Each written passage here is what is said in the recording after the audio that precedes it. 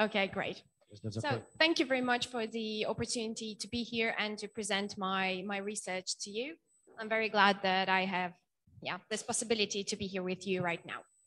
So yes, I will be talking about the trade unions, especially independent trade unions in Belarus.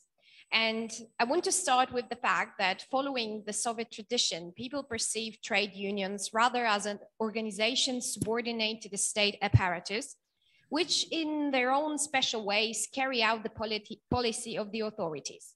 This is evidenced by both the historical experience and the current Belarusian realities.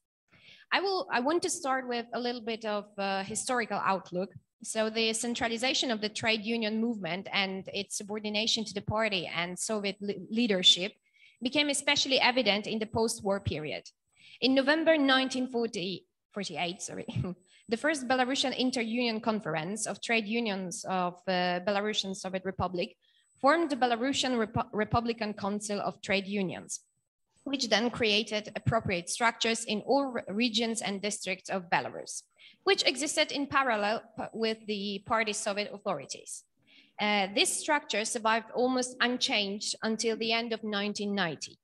Belonging to the official trade union became practically mandatory in Soviet Belarus. So in 1980, the number of trade union members amounted to 5 million people, with a total population of 9,500,000 people, according to 1979 census, was more than a half of all residents of Belarus.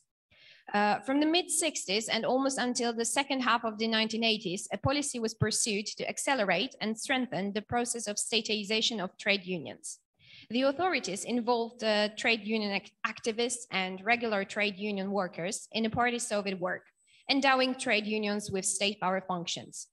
To strengthen the trade unions, former party and Soviet workers were sent to their leadership. In turn, for trade union activists, there was always the prospect for moving on to more prestigious and profitable party and Soviet work.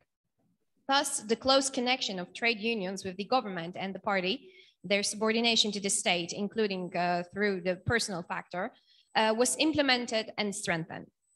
And the system of state power developed in such a way that the Belarusian trade unions at the end of the 1980s were included in this system and were almost completely state-controlled.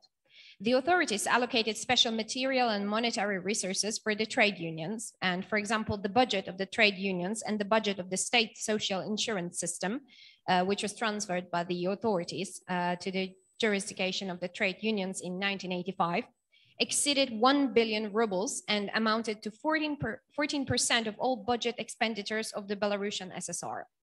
Thus, by the end of the 1980s, trade unions in Belarus were not an independent social structure, but only a mechanism for the direct influence of the authorities on workers through professional organizations.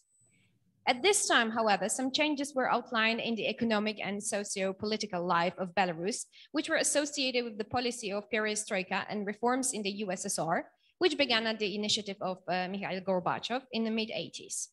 In Belarus, the party and state bureaucracy, including the trade union bureaucracy, at first very actively resisted reforms, which led, first of all, to an aggravation of the internal political situation, and then to conflicts in labor collectives. The workers openly showed distrust in both to the party Soviet leadership and to the trade union activists, quite rightly believing that these were links of the same monopoly state system. So the late 1980s and 1990s can be called years of drastic changes in the trade union movement in Belarus. On the one hand, there was a largely forced democratization and specialization of official trade unions.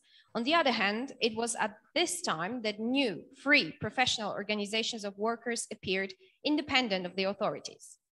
So two centers have emerged in the trade union movement in Belarus, and it was the Federation of Trade Unions of Belarus, FPB, and Belarusian Congress of Democratic Trade Unions, the development of which proceeded according to independent scenarios and methods of action of which significantly differed. So the FPB, which inherited the traditions of the Soviet trade unions and their entire cumbersome structure, followed the path of agreements and compromises with the authorities, to whom it was traditionally close. At the 16th Congress of the Trade Unions of Belarus in January 1987, a turn of trade unions towards the interests of a working person was declared. So basically that was the first time when official trade unions declared their willingness to actually fight for the workers' rights instead of just carrying out the policies of the government. At the 16th Congress of the Trade Unions of Belarus, which took now this is not the 16th, now this is the 17th Congress of Trade Unions of Belarus, which happened in October 1990, came to the conclusion that trade unions should protect the interests of the broad masses of the population, regardless of their political, national, and religious orientation. To overcome the crisis in this official trade union, it was considered necessary to make changes and adjust the economic and social policy in the direction of stimulating production and consumption, ensuring effective employment, increasing productivity and quality of labor, and of course, fair wages. However, in 2000 and 2002, even the official trade union began to show tendencies towards reforms.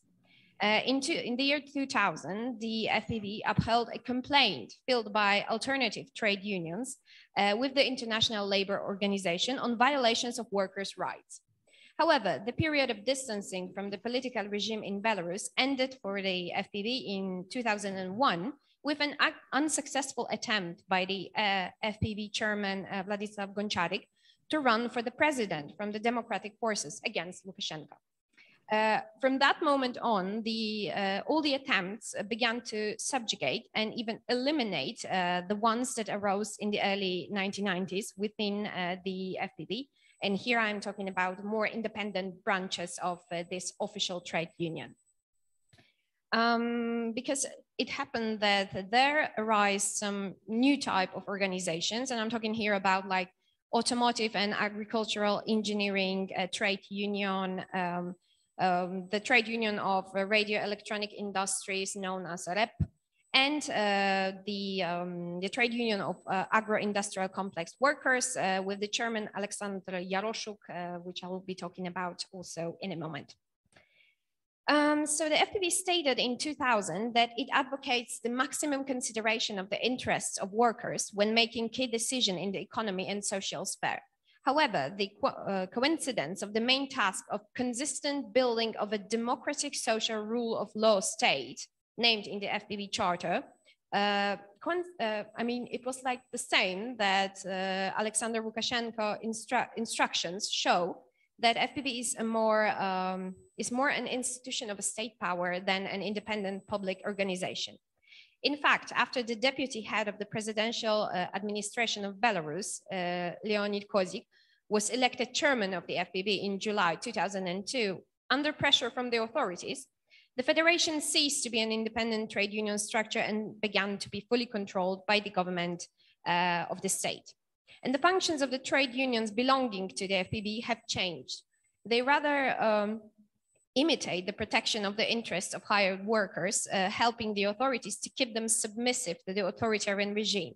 An example is the full support for the government general transfer of workers to a contract system, which significantly worsens the situation of workers. It is obvious that the leadership of Belarus ignored the recommendations of the International Labour Organization in 2004 to eliminate all violations of trade union rights. So the status of the FPV, like that of the other trade union organizations in Belarus, is determined primarily by the Constitution of Belarus in 1994, which was introduced in 1996 by systemic changes that strengthened the role of the president. The Constitution guarantees general civil liberties in Article 21, and the responsibility of officials for violations, Article 59, as well as the right to freedom of assembly, Article 35, and freedom of association, Article 36. The Constitution of the Republic of Belarus is supplemented, of course, by the Labor Code adopted on July 26th in 1999. Which defines the issues of labor relations, social partnership, protects the rights and establishes the obligations of employees and employers. It is the labor code that regulates trade union activities, issues of concluding collective agreements and other labor relations. So until In 1993, there were two separate independent trade unions in the country. It was the Free Trade Union of Belarus, formed on the basis of strike committees with a center in Minsk, and some branches in this official trade union that I was talking about already. But in May 1993, as a result of the merge of these two trade unions, the Belarusian Congress of Democratic Trade Unions was created, and it was registered on December 13th in 1993. So the BKDP continues to play an active role and independent role, which is worth mentioning, in the society, but its capabilities were from the beginning very, very limited. The position of Congress was significantly influenced by the state and competing structures from the official trade union. On the other, internal contradictions of the organization connected, first of all, with the not always hidden struggle for leadership between the heads of the trade unions of the BKDP. Another reason was the weak, especially in comparison with the official trade union, material base and problems with financing. The financing situation was aggravated by the restriction by the decree of the president of Belarus to the possibility of trade unions receiving international financial assistance and a decrease in revenues due to the ban on the transfer of funds by bank transfers.